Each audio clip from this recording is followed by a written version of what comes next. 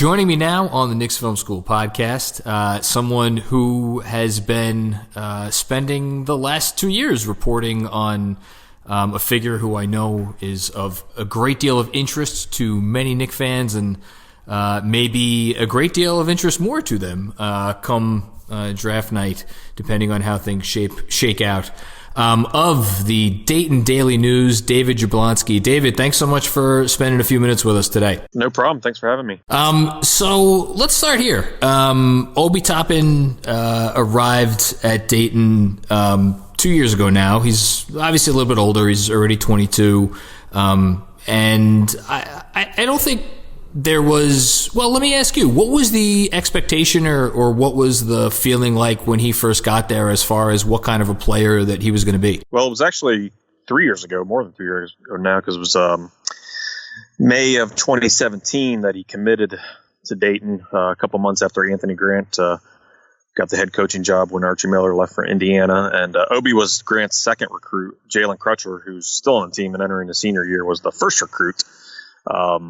As far as new guys that they recruited, they had some guys who Archie recruited who ended up sticking with Anthony and his new coaching staff, but those were the first two new guys. So, when Obi committed, there wasn't a big buzz or anything. He was an unranked recruit, no stars. There were some other, strong programs going after him. It was obvious that he was a late bloomer, but nobody really knew what they were getting in him, just that he had good size and athleticism and was going to be an older guy because he went to a prep school for a year at Mount Zion after graduating from high school. So, there was a chance he was going to contribute right away, but he didn't. He didn't get a chance to because he redshirted that first season as an academic redshirt. So he was on campus for, more than a year before he ever played in a real official game for Dayton. So he obviously has that redshirt year. And then I think he was a name to watch throughout his first year playing for the team.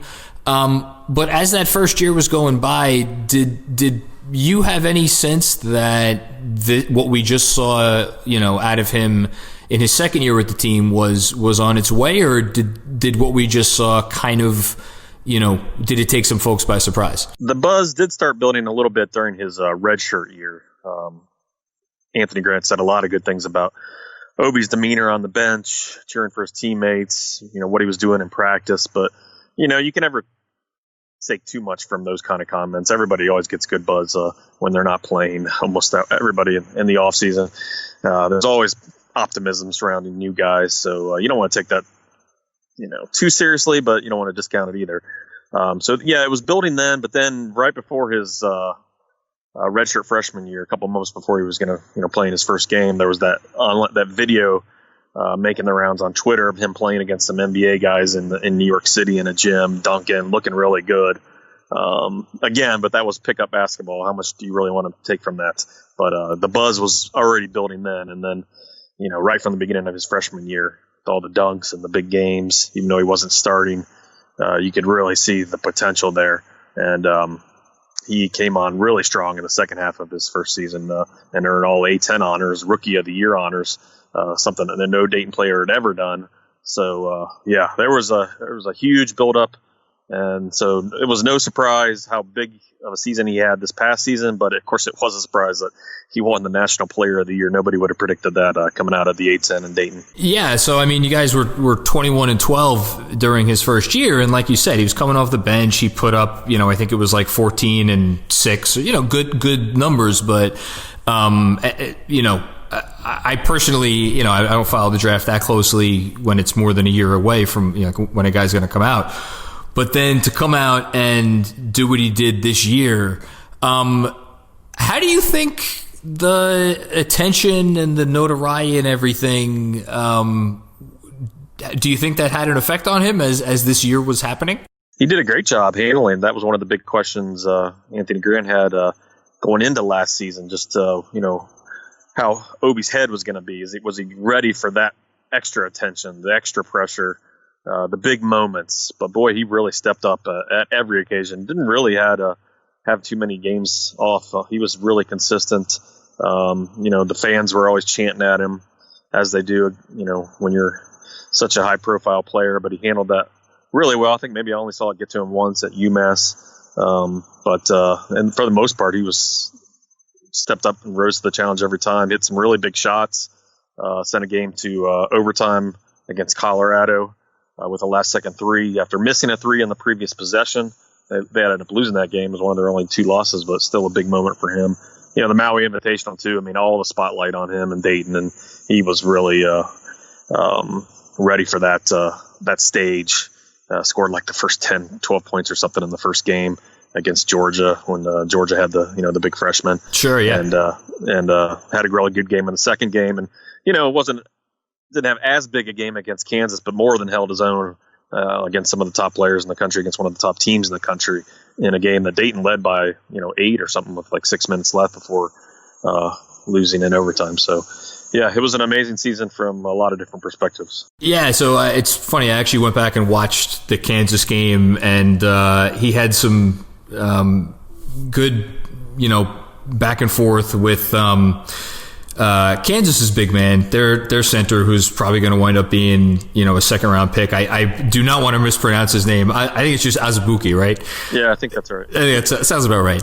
Azubuike's a big boy, and he backed him down, a couple times late in that game. Getting more, I guess, to the basketball side of it, do you have any sense, or have you guys gotten any sense there as to what Obi thinks he is going to be at the next level? Like, has he talked at all about, like, maybe I'm going to be a small ball 5, or does he, is he looked at strictly as like, a stretch, well, not really a stretch 4 because he does a lot of his work in the paint, but do you have any sense of like how he sees himself as an NBA player? I don't know how he sees himself. Remember, our season got cut off. That's fair. March, so some of the best interview opportunities come in the NCAA tournament or the A10 tournament, and we missed out on all that. Not that we didn't talk to Obi a lot during the season, but that NBA question we never really got to because, it would have been a question, when we had more time in the postseason. It wouldn't have been a huge focus because Dayton was playing so well, and you don't want to put the attention too much on the future. Sure. And it was obvious he was leaving anyway. It's not like he needed to answer that question. And also, I haven't talked to him since the season ended. He didn't get back to me right after the season. I talked to his godfather, Victor, who's really close to him. I'm going to reach out to Obi here soon, hopefully, and hopefully get an interview with him before the draft. But he hasn't done a whole lot of interviews, I think maybe with ESPN a couple times. So I'm not 100% sure what he feels like he can do, but I think he feels like he can do a little bit of everything. Certainly shooting outside the three-pointer. He really was solid his first season. Didn't shoot the ball much from the three-point line, but made him at a real high percentage, and increased his three-point shooting this year, but still shot the ball well. So that was a good sign for him. He can go inside and out. I'm sure he knows he needs to work on his ball handling and his defense, but he's a guy that can really do it all and get down the court. Follow up baskets. Had a real knack of rebounding shots and then dunking them home, especially his first season. I didn't see as much this past season, but maybe that was just getting more attention. Also, one of the Dayton's biggest go-to plays was him just streaking down the court and catching long passes and dunking. So I got to tell you, as far as getting down the court, I mean, that's the thing, the games that I've watched of his, he likes to run, it seems like. Yeah. Fast breaks were bread and butter for Dayton. And just, really good motor and a guy who was not going to shy away from the attention either. Well, so you mentioned not going to shy away from the attention. There's some different teams that have already been, I don't want to say linked to him, but I mean, he's been mocked anywhere from, the Bulls to the Hawks to obviously the Cavs, and the Knicks. Some people have him falling to 8. And do you, and again, I know you didn't get a chance to ask him the NBA questions, but do you think a guy like him would do well in a major media market like this? Or do you think, going more to the hometown team, from at least where Dayton is close to, in Cleveland would be more, his cup of tea? I think he'd do great in a big media market. New York is his hometown. Born and raised in Brooklyn, even though he graduated from Austin High School north of the city. I think he considers Brooklyn his hometown, and they got to play there at the Barclays Center his redshirt freshman year, and that's where they were when everything got canceled in March. They just arrived on Wednesday night when the A10 tournament kicked off. They were scheduled to play on Friday, so I don't even think they got a practicing on Thursday before they headed back to the airport, and that's when they found out everything got canceled. New York's his hometown, so going to the Knicks, despite their troubles in recent years or decades or whatever you want to say. It's decades. It's multiple at this point. Yeah. Don't worry, I'm well familiar with struggling franchises being from Cincinnati, so I have my sympathy. There you go. I'm sure. Despite that, I'm sure he'll play in his hometown would be pretty cool for him. He'll any situation is going to be fine. I don't know. I'm sure for any player, going to a solid franchise, the consistent winner would be the best. But that's a good trade-off, getting to play in your hometown. Not many people get to do that. I think it's you never know, because sometimes guys come back to New York and it, like Joakim Noah, that the whole too lit for New York, that didn't work out so well. So it's a good transition to finishing up with this. You look, draft people can watch all the tape and diagnose this and that about a player's game, but I think when you cover a guy every day, or basically every day, you just kind of get a better sense of him. What can you just, it's a little bit general, but I'll ask it anyway. What kind of guy is Obi Toppin in your opinion? Like, in terms of, do you think he has what it takes to be a successful professional athlete and all that entails? Well, from my perspective, he was a dream to work with, very unique, in that he would, he didn't look at you just as a sports writer trying to get information. He would always ask about my kid, my 2-year-old. I told this story a couple times in interviews, but when my son was 3 months old, I brought him to interviews at UD for just for fun. I had babysitting duties. The interviews kind of coincided with them, and that's awesome. Young enough, you could just sit him on the side in the stroller, and he'd be fine. And we're doing interviews, and I turn around, and Obi and Jalen Crutcher are playing peekaboo with him. And I guess Jalen, his mom said he loves kids, and I guess same with Obi. And so a year later, we go with the family, me and my wife and the kid, to the game at St. Joseph's, because they had 2 games in 4 days there. So we all went, and that was an afternoon game, so the 18-month-old could go, and I'm just carrying him around the arena, walking by, showing him the sights, and Obi sees him and kind of asked, "How's he doing?" And obviously he wanted like a picture with him, so I was like, "Sure, this will be a great memory keeper for Chase someday." And so we got a nice photo of him, and I've been around a ton of athletes, college, pro, whatever, high school, and it's very rare for guys to have that kind of demeanor with sports writers, and so he's very media friendly and a great personality for fans. The fans loved him. Saw him signing autographs a lot, just interacting with fans quite a bit. So whoever gets him is going to get not only a great player but a great guy. Well, that's good to know, and I'm happy for whatever team does end up with him. Maybe it'll be the Knicks. Very last one, not about Obi, but just about you. You have a book out in which you wrote about this season, 29-2, the story of the 2019-20 Dayton Flyers. So I'm just curious, what was it like writing a book about a season that was cut short, and how, not to end on a sour note, but like, how disappointed are you that you didn't get to see this thing through and see this team go to the big dance? Well, it was more like a book I compiled, because I just used the stories that I wrote last season, and I was at every game, and I shoot photos too. So, I have the unique opportunity to put the book together. It's just all my stuff, and it's a ton of photos, especially in the larger version. I made 3 different versions so people could pay whatever they wanted to pay. A big book, because they're big coffee table books. They look great on a coffee table book, but the way I made it, self-publishing it through blurb.com, they're way more expensive than a normal book. But some people have been willing to pay for it. We've sold like 300 or so been really happy with the response. And I just felt like a season like that, historic season, needed a special memento. I mean, so much these days is done online, and we did some posters in the paper and stuff like that in a special section, but still, this is a great keepsake. And there's a whole extra chapter on Obi in the big book. So, oh wow, okay. I don't know if his mom ended up ordering one or not, but well, if she didn't, she should.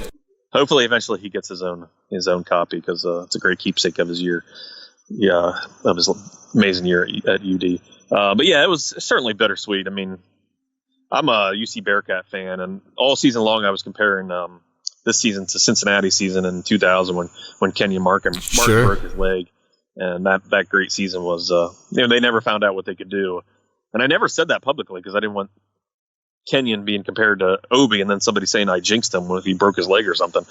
But then it's a smart move. It was incredibly how similar in the fact that two of the greatest regular seasons in both of those schools' histories, and neither got to really do anything. Well, Dayton didn't even get to play in the postseason, and UC never got to play with their star. So it's a great season with a terrible ending, but a lot of good memories for Dayton fans for sure. I don't think they would have won it all. I mean, I don't think there was any team other than Kansas that you would have placed a lot of money on this season. It was just so wide open. We know just how hard it is to win 6 games in a row, but they could have, and that's going to always be the big question mark. Just getting to the Final Four would have been a huge achievement for the program. In some ways, the fact that they never even got the chance, does make the season all the more famous, but, for the wrong reasons, you still want that chance.